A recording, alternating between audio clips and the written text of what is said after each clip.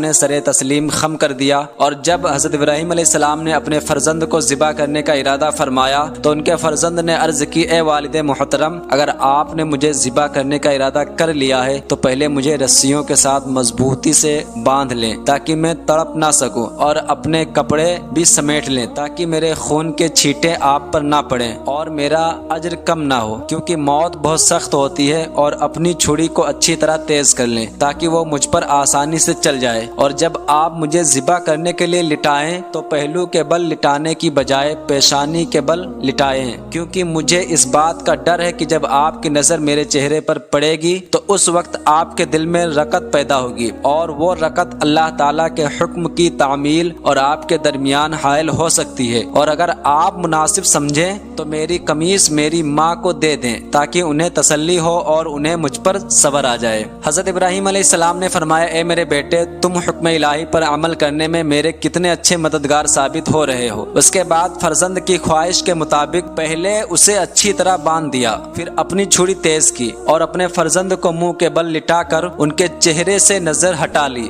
پھر ان کے حلق پر چھری چلا دی تو اللہ تعالیٰ نے ان کے ہاتھ میں چھری کو پلٹ دیا۔ اس وقت انہیں ایک ندا کی گئی، اے ابراہیم، تم نے اپنا خواب سچ کر دکھایا اور اپنے فرزند کو ذبح کے لیے بے دریغ پیش کر کے اطاعت و فرما برداری کمال کو پہنچا دی۔ بس اب اتنا کافی ہے، یہ ذبیحہ تمہارے بیٹے کی طرف سے فدیہ ہے، اسے ذبح کر دو۔ یہ واقعہ منا میں واقع ہوا۔ قرآن پاک میں ہے، فلما بلغ معه السعي قال يا بني اني ارى في المنام اني اذبحك فانظر ماذا ترى قال يا ابت افعل ما تؤمر ستجدني ان شاء الله من الصابرين فلما اسلم وتله للجبين وناديناه ان يا ابراهيم قد صدقت الرؤيا انا كذلك نجزي المحسنين ان هذا لهو البلاء المبين وفديناه بذبح عظيم۔ پھر جب وہ اس کے ساتھ کوشش کرنے کے قابل عمر کو پہنچ گیا تو ابراہیم نے کہا، اے میرے بیٹے، میں نے خواب میں دیکھا کہ میں تجھے ذبح کر رہا ہوں، اب تو دیکھ کہ تیری کیا رائے ہے۔ بیٹے نے کہا، اے میرے باپ، آپ وہی کریں جس کا آپ کو حکم